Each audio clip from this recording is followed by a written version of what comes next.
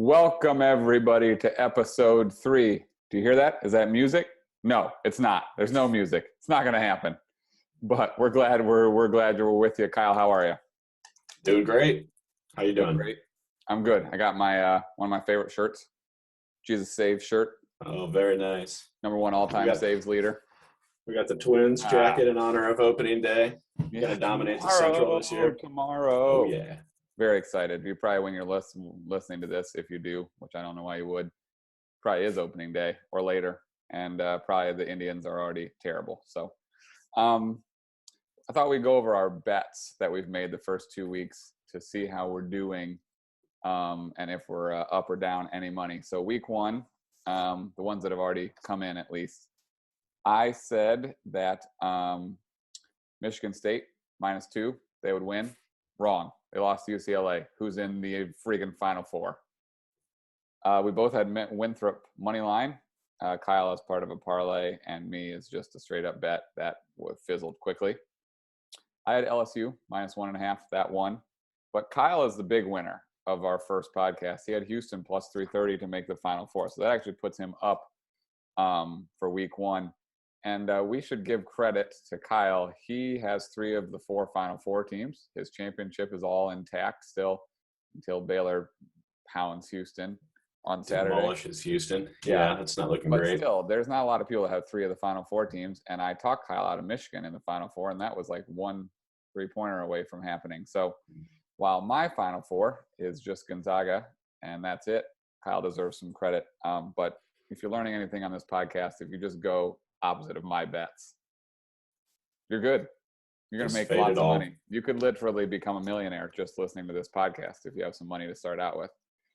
Second week was not good for either of us. Our long-term bet, Kyle's was that Syracuse would make the Final Four. They immediately lost. Mine was that Loyola would make the Final Four. They immediately lost to Oregon State, which, come on. Anyhow, short-term bet, Kyle's was Syracuse, or mine was Syracuse +6. That did not win. Kyle's was Florida State money line against Michigan. That did not win. So if you're riding with me, you're down $400. If you put $100 on those 5 bets so far. If you're riding, no, that's wrong. You're down $600 because I had Ohio State to make the Final Four, and that was literally done on the first day, second day maybe. And if you're riding with Kyle, you're down about $100. So you're doing okay. You're doing all right. Okay. Kyle, you watched a lot of basketball this week. We were texting about it. What'd you see? What jumped out at you? Gonzaga's really good. I'm really going to go out of the box there. I mean, it hasn't even been in question for the past 3 games for basically a second. Timmy is actually who's impressed me the most with them. Well, I mean, you got to love the mustache. Have to. But really, I mean, his touch inside is what's incredible. And to play defense against bigger guys and guys driving right at him without fouling and contesting every single shot is truly incredible. So that's been my biggest takeaway, is that he's awesome. And Juzang is insane. I mean, the rest of UCLA is very mediocre. And he is, I mean, Kentucky probably could have used him this year, not even they're like 9-15. Making the tournament. So yeah, he's been incredibly impressive. I think UCLA's run is going to end this weekend, but you never know. Yeah. Old Johnny looks good. My deal with Gonzaga is I think that with a lot of the teams I've watched in March Madness, their 4th and 5th options would be like the best players on some of those teams. Like, I don't know. When did Gonzaga become like UCLA circa 1960 something when Bill Walton and Lou Alcindor were there? It's ridiculous. Suggs and Kispert don't even get going in some of these games, and they're up 30 points. I don't understand. So you'll see in my bets later, which means Gonzaga is definitely going to lose. But I think Gonzaga is going to beat UCLA by 1,000,000. I don't see it. They can guard better than anyone that UCLA has dealt with so far. I don't know. Sorry, Josh, your Wolverines are gone. It did not break my heart in the least. But boy, that's some bad offense they ran at the end of that game. The other thing that I was thinking today, I think Baylor and Gonzaga have been the best teams all year, and it looks a lot like that's going to be the championship, which is kind of cool. You get all these upsets, and then the best teams are sitting there at the end. So anyhow. Yeah, I think that'd be a super fun championship game. I mean, the other thing you talk about going to the tournament, you want good guard play and you want maybe two guys that are going to go crazy. Gonzaga has 8 guys any night that can go crazy, which you never ever see at this level of college basketball. So it's been wild to watch. No, I think in the one and done era, this is the best team I've seen. I mean, obviously, Mm-hmm. this is not like they wouldn't have beaten UNLV with Larry Johnson and Greg Anthony or Fiasco or whatever, but since rosters turned over like they are now, I don't think I've seen a better team than this. It's unbelievable. Now, again, we're going to talk about this for 10 minutes and then they're going to lose on Saturday because that's how this podcast goes. But anyhow, I didn't even ask you how Yeah. you were. How are you? Oh yeah, you did. I'm doing Okay. great. The one other thing that I saw that was an interesting takeaway is not UNLV. Houston is the first team ever to make the Final Four without playing a seed that's not a double-digit seed, or that Yeah. is a double-digit seed. So they've made it the entire tournament playing a team that was 10 plus. They really have not been tested, and I mean they have been, but not tested by a quality team. I think No. Baylor's going to destroy them. Yeah, I agree. Baylor has a guard play to deal with Houston's defense. And honestly, Gonzaga hasn't really played anyone that's a high seed either. I mean, USC Mm-hmm. played like a high seed, obviously dismantling Kansas and Oregon, but they played Creighton, who was a 5 that I wasn't that impressed with. That's the highest seed they played too. So who knows? It's maybe we think we know a bunch and we know nothing at all. That tends Pretty to be the standard. case. Tends to be the case. So yeah, I mean, I think it's cool that UCLA has had a cool run. I mean, they lost their leading scorer to a torn ACL. They lost another one of their starters to personal reasons, and then another guy to something else. I was reading about this today. They have no business being in the Final Four. It's ridiculous. So congrats to them, Mick Cronin. Whatever. I thought they were going to lose to Michigan State weeks ago. So, and really, they were down 11 or 13 at halftime of that game and never should have won that game. So it's very strange. But Correct. anyhow. All right. Well, that's probably enough on March Madness, honestly. You want to do March Madness bets for the weekend now, or you want to save them for the end? Yeah, let's do them. Okay. I got 2, so you go ahead with what you got, and I'll piggyback on the end. I just have one, and this is going to be a fairly predictable bet, but it's parlay of basically what I think is going to happen, and I really don't even think it's that risky. And then, of course, I'm going to be wrong about that. But Baylor -5 with the Zags money line, it's +103. Feels like easy money to me. I kind of am going to piggyback right on there. Both of my bets are just spread bets with Baylor -5 and Gonzaga -14. I have considered putting real money on an adjusted line of Gonzaga -25. I think they're going to beat UCLA to death. I'm serious. I think they're out to prove some stuff. And it's kind of like the upstart West Coast team against the long storied, hasn't been good in 15 years. I think they have a point to prove, and I think they're going to just drill them. That offense UCLA runs has no chance against Gonzaga's defense. I don't see it. And again, we're probably wrong. So, all right. Well, those are our March Madness bets. Go ahead and go against those and make yourself some money. Kyle, I believe you have animal facts for us again today. Yeah, we've got the Zoo Miami segment coming again. Meerkats last week. We've got crow facts this week, and this is week 1 of a 17,000 part series on crows because I'm obsessed with them.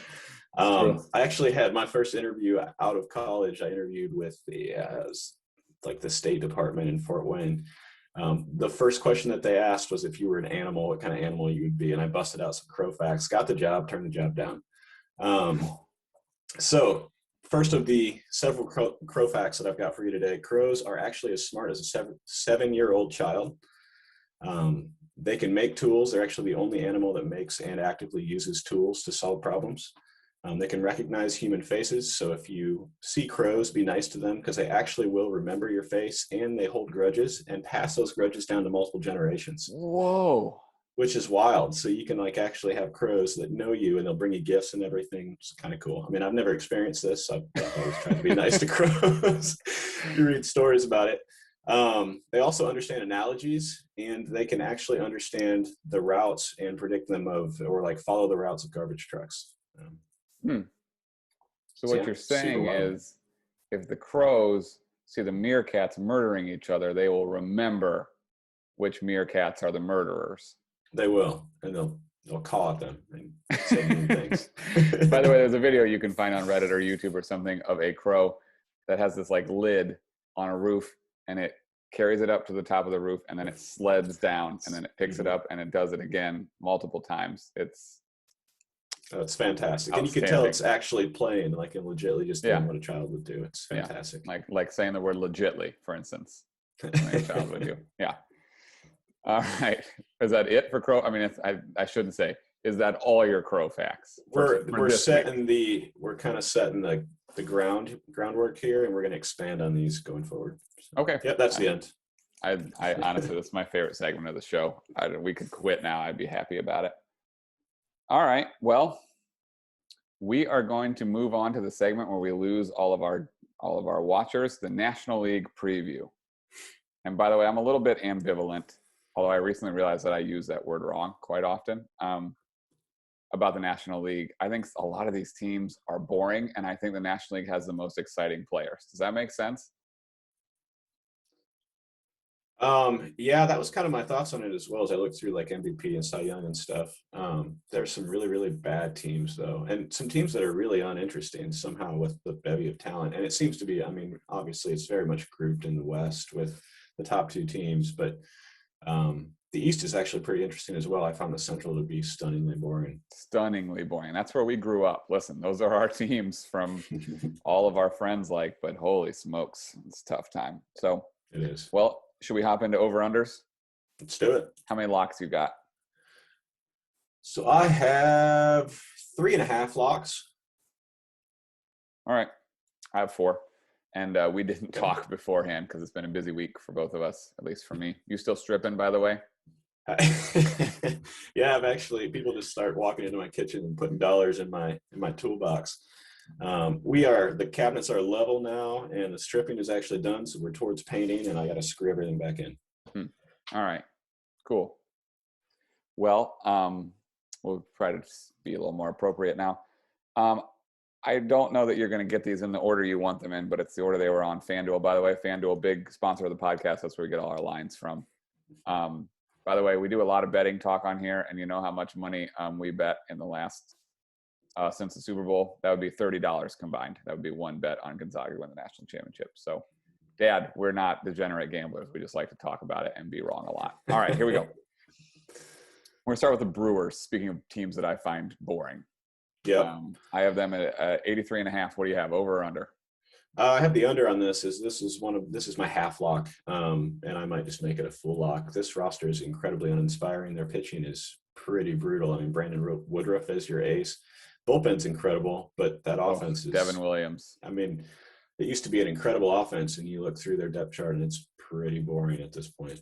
Yeah. So listen, if you like baseball, I want you to actually stop this podcast and go on YouTube and type in Devin Williams, Brewers, and just watch this guy pitch. It's the most incredible thing you've ever seen in your life.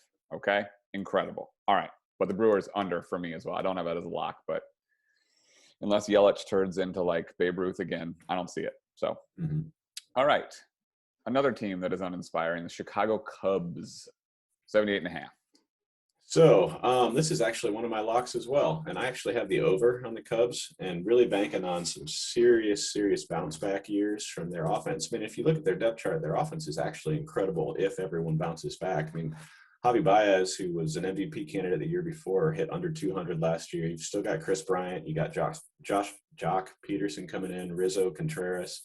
The problem is that their ace is Kyle Hendricks and their number 2 pitcher is Zach Davies, and it's downhill from there. So yeah, you never know, and there could be Pedro Strop back. He can blow a bunch of games too.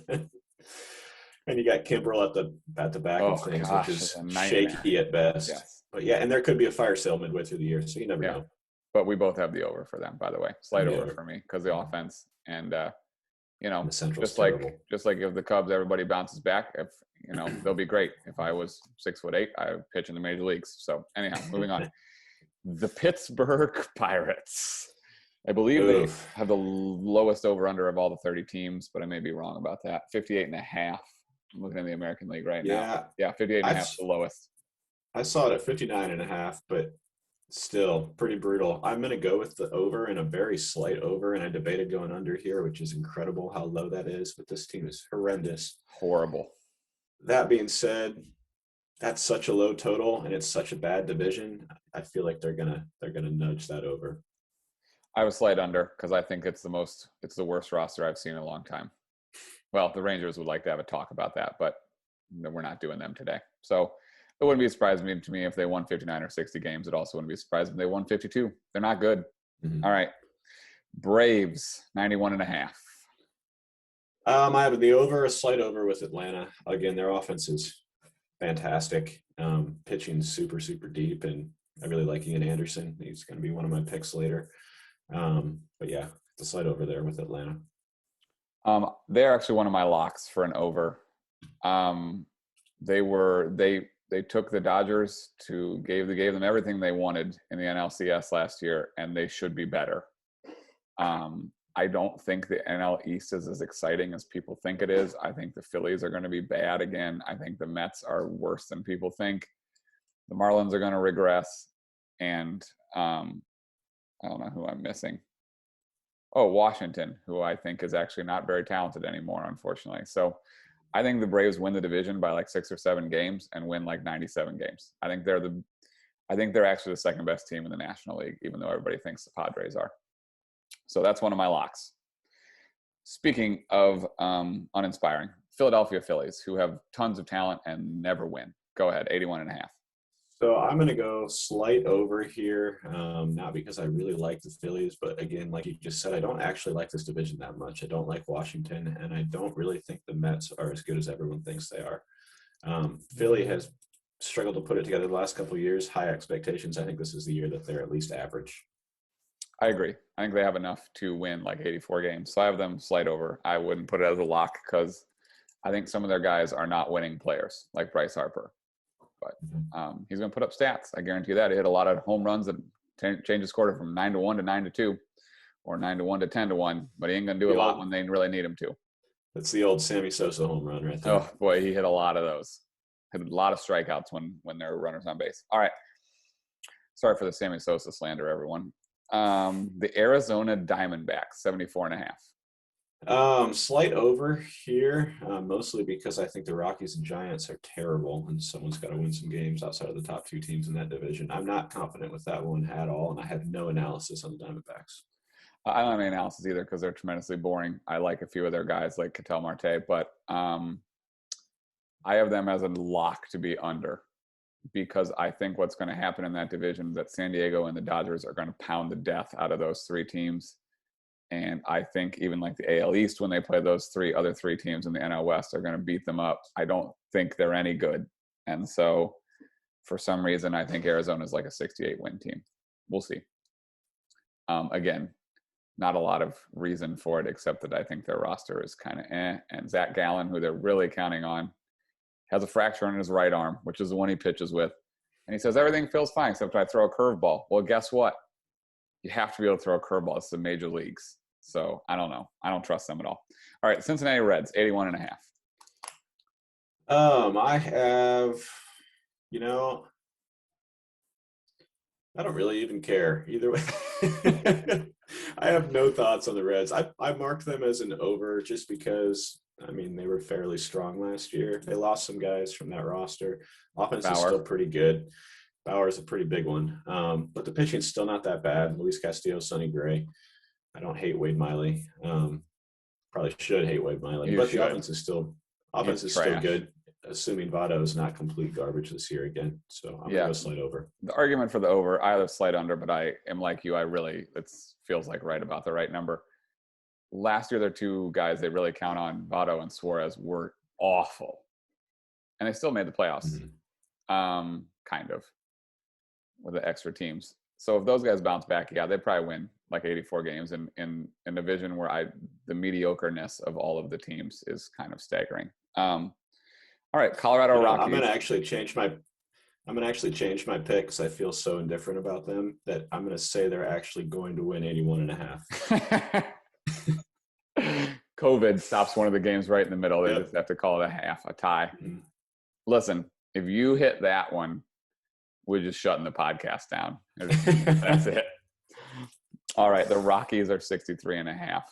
So I actually think the Rockies might be as bad as the Pirates, and I think it's because they're going to trade away Trevor Story during the year and any other talent that And they maybe have. 'Cause there's Blackman too.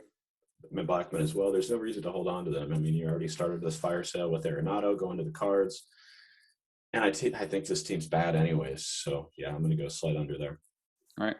I have them under as well because I think that they're in a division where, as bad as they are, they're going to pay for it.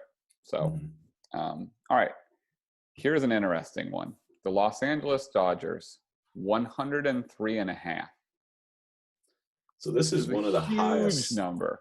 highest lines ever. That being said, the last 2 years they've either gone through that with 106 wins in 09 or on track for 116. Not 09, that was a long time ago. I wrote down 09, 2019. And we're on track for 116 wins last year. This team's nothing but deeper. You added depth with Bauer. The offense, you lost Jock Peterson, but other than that, this team's awesome. And the depth is good enough to withstand multiple injuries. Yep. I mean, you even get what's his name back from the David Price if you really want to throw him in there. Yeah, I mean, didn't to have even David make the Price rotation. He's like didn't a even make the rotation starter. It's insane. But yeah, I'm going to go over. I think they're that good. I actually have it as a lock. I have them going over as a lock. I think it's like 112 wins. I really do. Mm-hmm. The other guy that they get that no one thinks about, they just didn't need him last year, so they didn't play him, and he wasn't great. Is Gavin Lux, who was a top 5 prospect. They just get to pencil him in to hit 8th, where everybody else would be like, all right, he's probably going to hit 2nd or 3rd for us. It's not really fair. Dustin May is their 5th starter. David Price didn't make the rotation. Tony Gonsolin didn't make the rotation. Those guys are 2, 3, 4s for every other team. Yep. So I don't see it. I don't see how they lose. I don't know. I think they could set the record for wins this year, which they were on pace to do last year. So I know it's weird to take an over at 103.5, but I'm calling it one of my locks. And I actually had that one start as well. That's one of my locks as well as the over. All right. Well, we'll wait till the Dodgers go 88 and something, and we look like complete morons. All right. The Miami Marlins of Miami, 71.5. I've got slight over here. This team is a team that made the playoffs last year and is super young. So in my opinion, going to be a little bit better potentially even than last year. That's being said, it could have been a flash in the pan with a shortened season, but I like their rotation stuff though. I mean, they had COVID issues and they still plugged along. You got a whole year of Marte. Your rotation looks pretty good. I don't see any reason it can't be an over. Yeah, they have Sixto Sanchez, Alcantara, Lopez, the guy we were talking about with our fantasy draft the other night that we didn't know who he was, and then you look at his stats and you go, oh, that guy's actually good. They have a dark horse rookie of the year candidate, JJ Bleday, who they drafted 4th a couple of years ago. Like you said, they'll have Marte till he gets hit with another PED suspension. So I think they're interesting. I wouldn't lock it down because they are really young and it could go south in a hurry. But 71.5 is not very high for a team that had a winning record last year in a division that doesn't inspire me. So I have them as over. All right, the San Diego Padres, 94.5. What a fun team. Holy smokes. I have the slight over here. Again, I think obviously that division is incredibly top heavy, but they added a ton. I don't really have a lot of other analysis other than that they're super fun to watch. I'll probably watch more of them than the Twins this year. Yeah. Well, that's the thing. Our teams are both going to be kind of boring. So I'm planning on watching a lot of Padres, a lot of Braves, a lot of Angels, especially when Ohtani. They're talking with Ohtani about him hitting when he pitches now? Would be wild. Really? Just not even using a DH? Listen to me. I did that in college, and it was grueling for me, and we played 50 games. I don't know how he's going to do that, but holy smokes. So could they use, Little League style, instead of using the DH on the pitcher, could they use it for, their second baseman if they wanted to? Like Albert Pujols, maybe? Yeah. Which is outrageous. No, they can, I think. We used to do that in high school. We would hit for our catcher. Mm-hmm. Which, by the way, was nonsense. But we did that sometimes when I pitched. Someone in college, someone else would get DH for. Boy, did they feel sad about that. Go play the outfield, and then you don't get to hit. Have fun today. Just the worst. But here's the cool thing about the Padres. If you're playing against them, you could be hit by bats from multiple people. You might get hit by a bat flip from Tatis. Machado might throw his bat at you. So you have to keep your head on a swivel against them.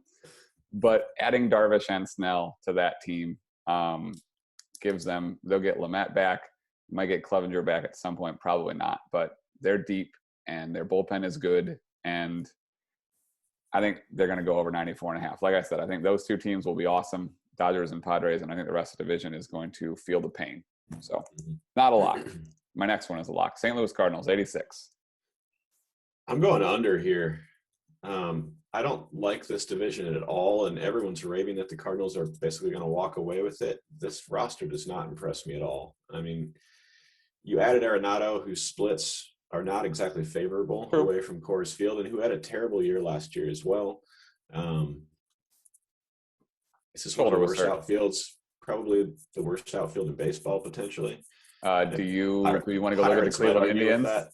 The Indians are going to argue with that, but they're going to end up playing legit time with Matt Carpenter, who's 1 for 23 in spring training. No, they said he's going to have to sit to start, but he's coming off the bench. I do. Okay. Can you pull up their rotation? Do you have it there? Yep.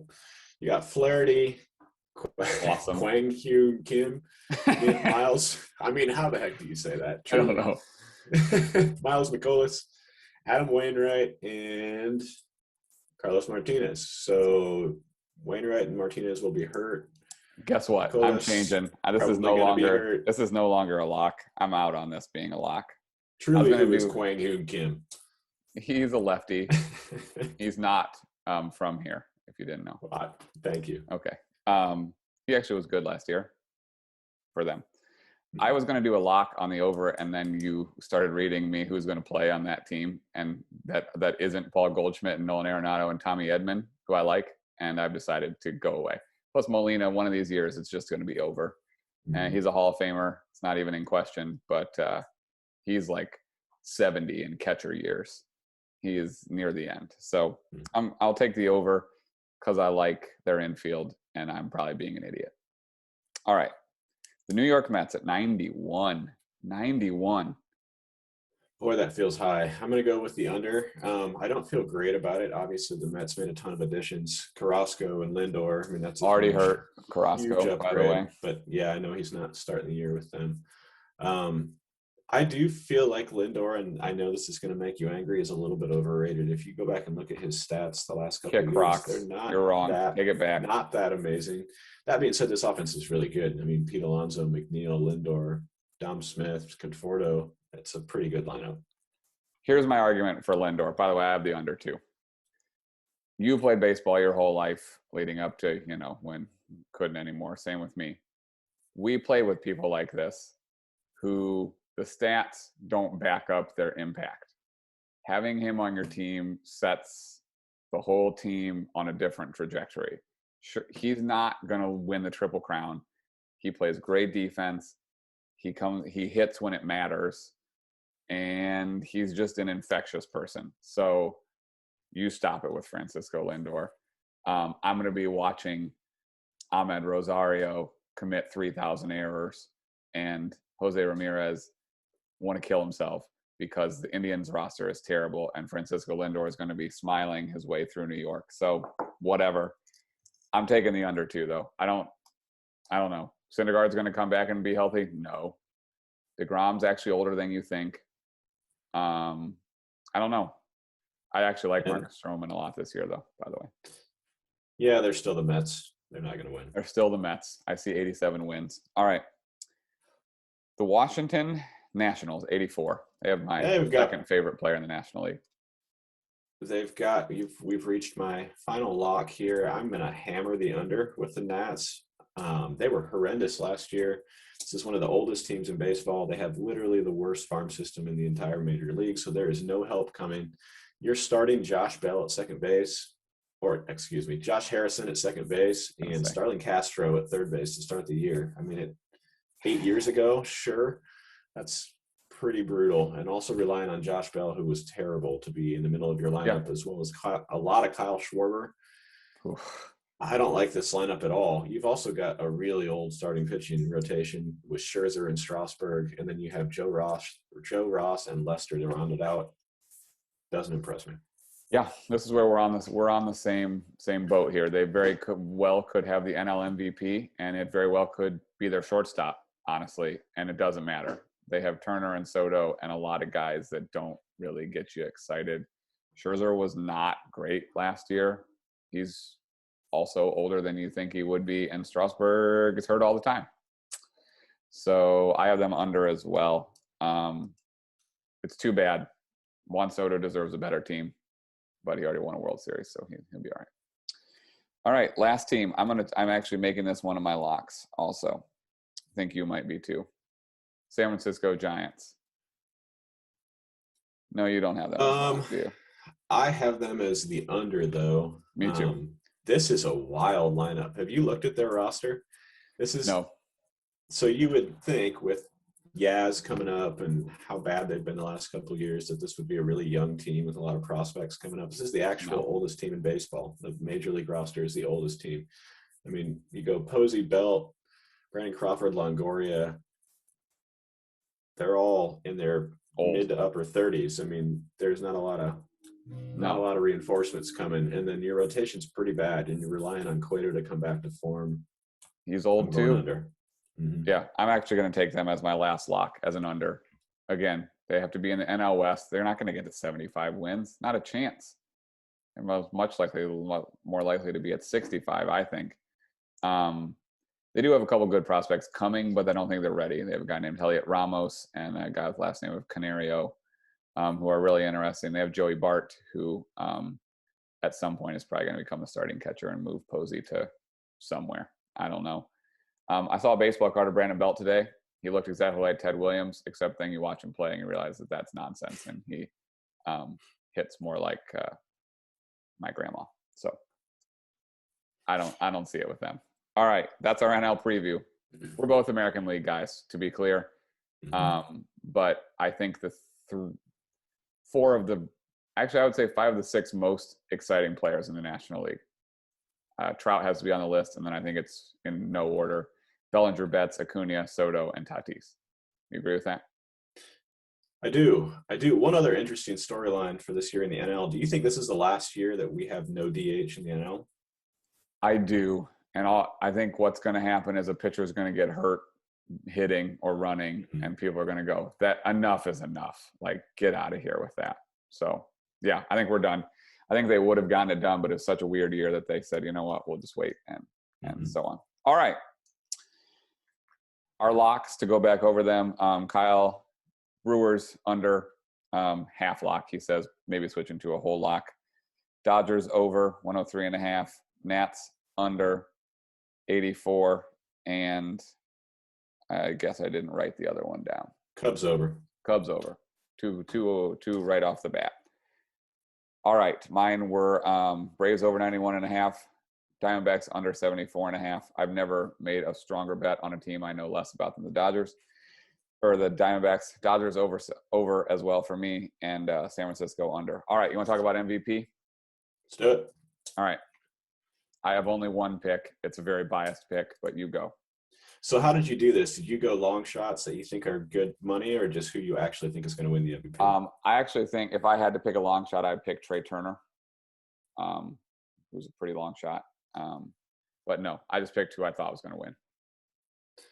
So I took a couple long shots, and the first is Yelich plus 1,500. He was abysmal last year, but previous 2 years before that, he was the best hitter in baseball. So I think we'll see some bounce back there. And then 2 really high odds that I kind of like are Marcell Ozuna at plus 5,000 and Trevor Story at plus 3,300. Story is probably the best hitting shortstop in baseball, unless you want to go Tatis. Kind of hidden in Colorado, but I think he's going to get traded this year and put up some huge numbers somewhere else. So I think that's reasonable. My pick is Ronald Acuna. I think we all decided that Soto gets to be coronated now as the best young player. And if you know anything about baseball, you know Ronald Acuna does way more for you on the field than Juan Soto does. And near the end of last year, he started walking a lot. His OPS skyrocketed. I think we're in for one of those seasons where we get to the end and we go, that's the best player in baseball. And so here are my predictions for his stats. I think he's going to hit 291, 47 homers. He's going to steal 38 bases. OPS can be right around 1,000. He'll win the Gold Glove in right field. Sneaky important is that he doesn't have to play center field for them because Pache, I don't even know how to say his name. Cool. But did you know his defensive metrics in right field are better than Mookie Betts, who most people think is the best right fielder that we have? So I get annoyed when people think that Juan Soto is a much better player than Ronald Acuna because it's simply not true. And I love Juan Soto. So that's my pick. Plus 750.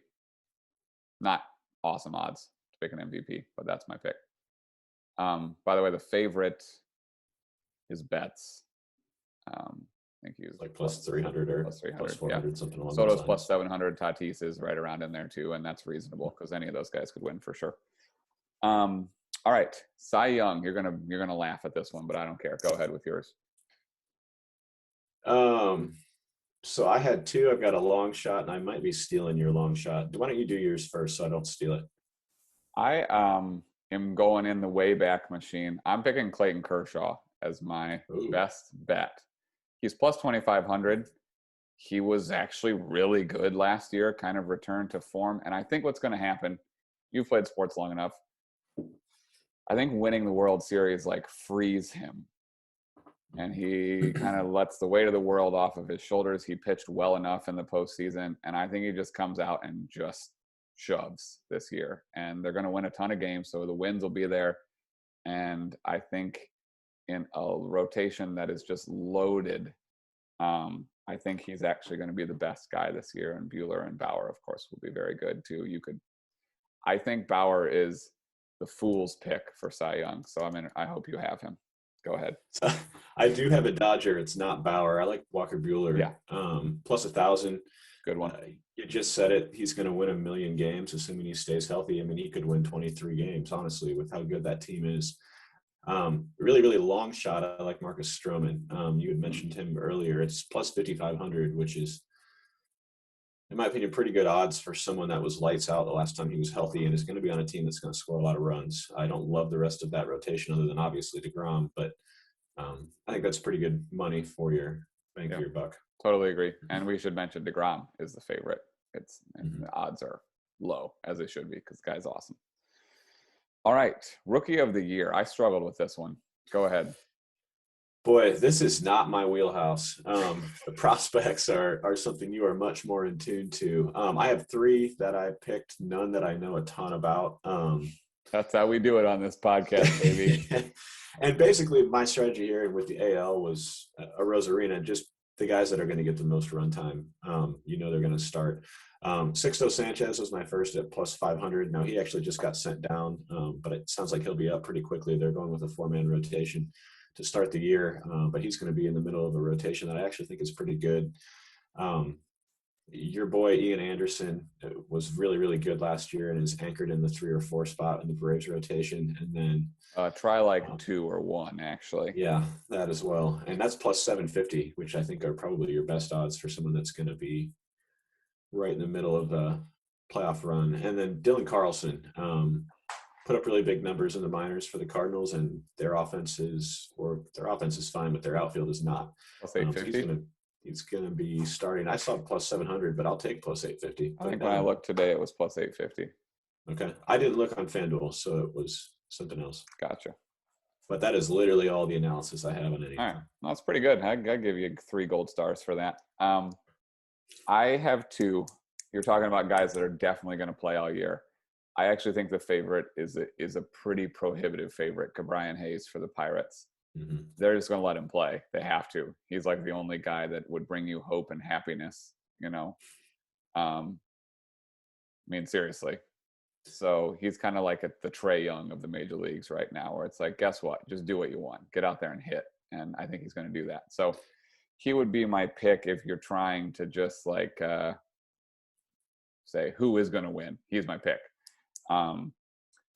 I like Ian Anderson too. I saw it at plus 600 today. I'll gladly take your plus 750. We'll help each other out here. I think he ends up, if Soroka doesn't get healthy, I think he ends up being the ace of a team that wins close to 100 games. And that often will be enough. I mean, he was legitimately incredible last year and in the playoffs. Mm-hmm. So he's clearly not scared. And he's got a big, big, big time arm. I did mention JJ Bleday as a really long shot for the Marlins.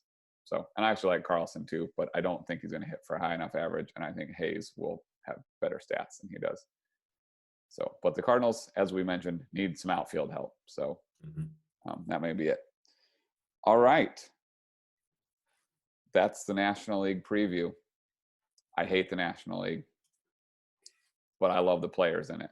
That's how I feel. All right, Kyle. Are you going to watch baseball on opening day? I'm planning to. I am planning to.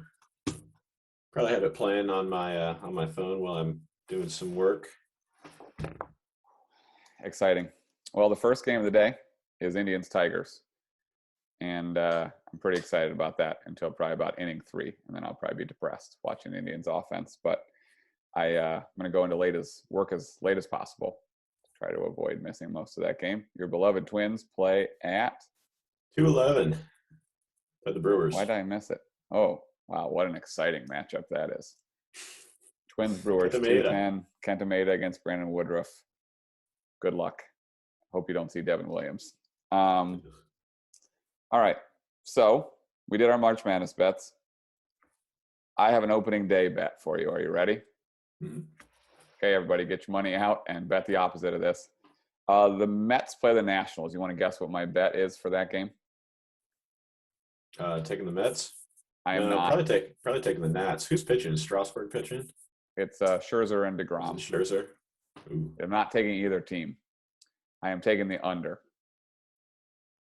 First game out of the gate, and you face two of the most dynamic starters in the major leagues. The over/under is at 7. That feels like a 3-1 game to me. So I will take the under on that one, and I will probably be like a grand slam in the first inning, and we'll get it started from there. So, all right, let me make sure we've done everything we want to do. I think so. It's time for Family Fiasco. My favorite segment. People who don't like sports' favorite segment, except for, of course, the animal facts segment, which is it's the best. All right, go ahead. You got one for this week? So I do. It's a pretty short one. We are not going Sullivan this week, which is a veer from the norm. So we're going to talk about my wonderful wife, Amanda, here for a little bit. So I don't know if those of you listening remember who Michael Vick is. I would sure hope so. Greatest quarterback of all time. There was a slight scandal in the middle of Michael Vick's playing career with a little bit of dog fighting. And if you know my wife, she is obsessed with our dog. I think she would 100 times out of 100 choose him over me. So back in the day, she's not overly in touch with sports. Not really her thing. She's more of a watch The Bachelor, get really excited about that type of person. So she was really confused. And if this was months and months after she had heard about Michael Vick getting in trouble for dog fighting and just had been really pondering why on earth he's in so much trouble for this. She asked her dad why he's in trouble for fighting the dogs and if he got hurt. Genuinely thinking that Michael Vick was like in the ring himself fist fighting these dogs. Amazing. And needless to say, I was a little bit embarrassed about that and will probably be thrilled that I'm sharing that in the podcast. But yeah, so Michael Vick, fighting the dogs, literally. All right, well, I got two. Because that one just made me think of one with our mom, Brenda Bachman, who we love. One of the first times I ever brought my wife home when we were dating, I think it was just me and her and my parents. I don't think you were here for this. We were watching We Are Marshall. If you recall, that's the movie where the plane goes down and it's a whole mess and a thing. So a lot of the teams, including Bobby Bowden's West Virginia, put a cross on their helmet to as like symbolism, of course, of we're with you, whatever. And so we're sitting there watching that movie, and someone that was sitting there made a point about, that was nice. And she goes, so what does the cross mean? Does that mean they're going to crucify them? I was like, Mom, I actually really like this person here. Can you not? But anyhow, we got a good laugh out of that. So that was a good one. All right. The other one involves my oldest, Micah. And if you know Micah, she's a very conscientious child. Like, she is a rule follower like her dad. She's pretty even-keeled, good listener, that kind of thing. So anyhow, shortly after her sister Kate was born, we were very tired every day. And so she would end up getting up before everyone almost every morning, which we felt bad about, but we needed sleep. And she's such a good kid. She would just like come out and read books, right? Or like get herself a little snack or something, but like just, she was great. She would then go play in her room or whatever, no problem. So, but we started to notice that like she's getting up earlier and we're not because we're exhausted. So one morning I had to be up for work. And so I was sitting out on the couch pretty early. And she comes walking down the hallway, doop, doop, doop, doop, doop, and she's 3 years old at this point. And she comes out to where our house, you can see into the living room and into the kitchen from the end of the hallway. So she looks into the kitchen, she peeks in, no one. It's still dark basically. So she looks into the living room, but she can't see me sitting on the couch. And I'm trying to see what she's going to do anyways. And she looks, she throws her hands up and she goes, figures. She sees no one. She walks back to her room. And except she didn't make it all the way because I started laughing so hard on the couch. But then we realized we probably better at least try to get up with her because the poor girl's just out here by herself. So anyhow, she's 6 now, no less conscientious, wonderful child. The middle child, on the other hand, oh boy, she's something. So, all right. That's about it. You got any recommendations for us? Something we should watch or read or something? Yeah, I've got 2.5 for you. Okay. 2.5 so men? no. all, all TV shows this time. So the first is one that I was talked into watching, and this is actually an anti-recommendation. So the recommendation is to never put this on your about to get bleeped for the first time on the show. It was such a bad show. So my wife, we always are looking for like mutual shows, and normally we don't watch the same things. So she's again more of like a bachelor that act like it's Gilmore Girls. Gilmore Girls. I mean, I've seen every Gilmore Girls episode multiple times. Friends. So she is this couple that's are really good friends. They always recommend stuff for us to watch that they think that we're gonna enjoy together. A lot of times we normally do. We found some. You want to throw their name out here while we're doing criticisms? Yeah, so Natalie and Dustin. So this is not actually a criticism of them though, because I was lied and told that Dustin really enjoyed this show and that it was a great action show. I'm really going to enjoy it. And we're 3 episodes in and I am so confused. So it's a show called Emily in Paris. And it is the worst. It's on Netflix. If you ever see it, just throw your TV out the window. It is the most basic, horrendous show I have ever watched my entire life. It felt like a Lifetime movie that went on for like 15 episodes. Terrible. So never watch it. It's not a good mutual. It's not a good date night. It's the worst. Next, probably my favorite 2 TV shows of all time, and I'm kind of looping them together because they're the same. It's just kind of like an anthology series. The Pacific and Band of Brothers, and they are fantastic. If you like historical stuff, got to have a bit of a stomach, especially for the Pacific. It is really, really gory, but it is fantastic. So if you like World War II, they're on HBO. Could not recommend them enough. I think the Pacific's actually on Amazon Prime as well. Okay. I have one recommendation. I already know it's a show you like. We're going all uplifting tonight for sure. I would still argue that the first season of this show is the best season of television I have ever seen. The show is called Broadchurch. Oh. It's on it's a BBC show. And listen, it's not an easy watch per se, but it is incredible. It's a murder mystery. And it's so good. It's got Olivia Colman, who ended up playing the Queen in The Crown, if you watch that on Netflix. And I don't know the guy's name, but he is awesome. And it is it's not for the faint of heart, I would say, but it's also not it's not awful by any stretch. And it's an incredible season of TV. And then season 2 is also great. I mean, it's legit great, but the season 1, it just can't be touched. So I have a question. Have you started watching Ted Lasso yet? Oh, still have not. So you watched episodes and episodes of Emily in Paris, but you won't. I even sent you illegally my Apple password and ID. Okay, so I absolutely did not watch Emily in Paris since last week. That was like 6 months ago. And same with Band of Brothers and the Pacific. All I've done is watch basketball. Just shot basketball into my brain.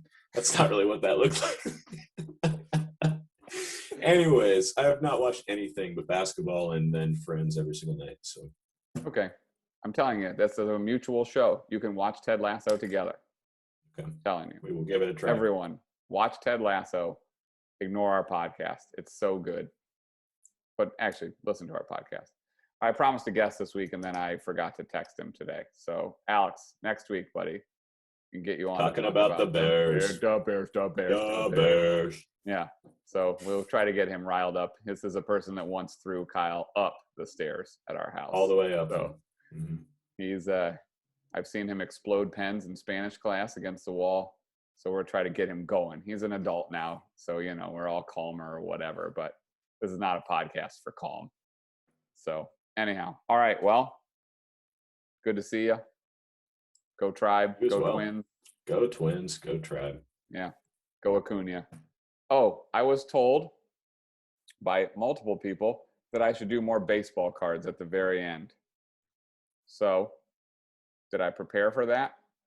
No, I did not. Do I feel like video editing? Even less. So, here's what I'm going to tell you. His stuff has come down a little bit because Juan Soto went crazy and everybody wants Juan Soto. But this is the guy you want right now. I'm telling you. My man, Ronald. This is not the card I would buy, but I don't have a copy of the card I would buy right here. Actually, that's a lie. I do. Right here. Topps Update rookie. You can get in a PSA 10 for about $220. I actually have about 40 of them on PSA at that price right now. You could buy them from me. That'd be cool. I have on eBay, not on PSA. But buy this card. I'm telling you, you won't regret it. Also, his Topps Chrome rookie, a good one, and 2017 Bowman Prospects as well. So this is my guy. I'm riding with Ronald this year. And yeah, we hope I'm right because that will help me make money and I can pay for my kids to do stuff. All right, Kyle, that's Baseball Card Corner for the week. Very nice. That's all I got. Justin, that's for you. Justin Yoder, my friend from Northridge High, who actually, of the three of us, is the only one who's had a movie made about some of his life. So there you go. If they made a movie about our life, it'd be like 13 minutes, and people would be like, that's boring. I don't care. We got a lot of apples being thrown. Yeah, apples being thrown, and then just basically like taking fly balls in the backyard forever. And thanks, Steve. Steve. Getting shoulder surgery. Yeah, and we did have a summer where we both in slings, and that one was real doozy. You could see us not being able to function properly at any bathroom task, including showers. So that'd be a good one. Rated R for sure. All right. We've said too much. We gotta go. All right, go Twins. Go Tribe for one more year. Talk to you later.